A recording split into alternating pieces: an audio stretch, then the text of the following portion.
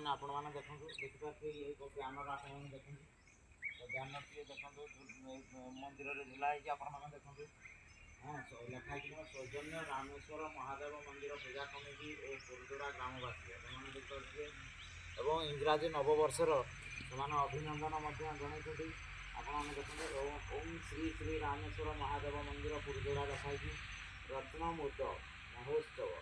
ରତ୍ନମୋଦ ମହୋତ୍ସବ ମନ୍ଦିର ନିର୍ମାଣ ହୋଇସାରିଲା ପରେ ଯେଉଁ ତା'ର ରତ୍ନମୋଦ ହୋଇଥାଏ ତା'ର କାର୍ଯ୍ୟକ୍ରମ ଅନୁଷ୍ଠିତ ହେଉଛି ଇଂରାଜୀ ନବବର୍ଷ 2026 28/1/2026ରେ ଏହି ମନ୍ଦିରର ରତ୍ନମୋଦ ମହୋତ୍ସବ ହେବ।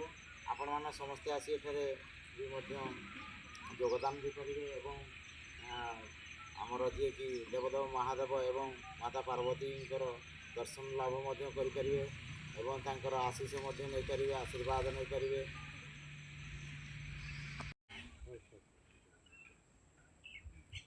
ଆଉ ଏ ଯେଉଁ ରତ୍ନମୋଦ ମହୋତ୍ସବ ହେବ 28/1/2026 ସବୁ କ'ଣ କ'ଣ ବ୍ୟବସ୍ଥା ଆଜ୍ଞା କରାହେଇଛି?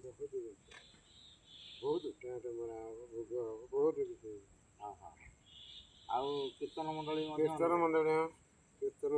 ବହୁତ କିଛି ଅଛି ଆଉ ପ୍ରବଳ ଲୋକଙ୍କର ଭକ୍ତମାନଙ୍କର ଭିଡ଼ ହେବ।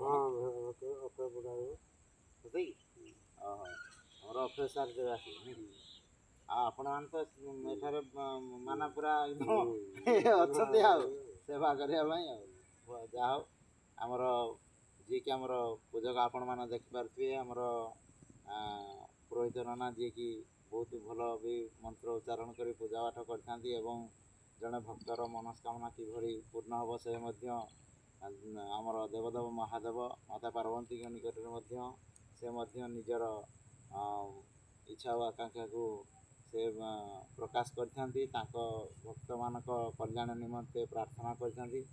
ଆପଣମାନେ ମନ୍ଦିରକୁ ଆସିଲେ ନିଶ୍ଚିତ ଭାବରେ ଜାଣିପାରିବେ ଆଉ ଆପଣ ତ ସେଇ ରତ୍ନମୋଦ ଦିନ ଯଦି ବି ଆସିବେ ଆହୁରି ଭଲ ହେବ।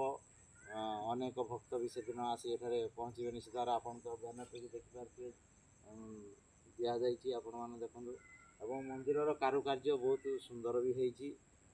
ମନ୍ଦିରଟି ଯେତେବେଳେ ଫିନିସିଂ ହେଇଯିବ ଆହୁରି ସୁନ୍ଦର ମଧ୍ୟ ଦେଖାଯିବ।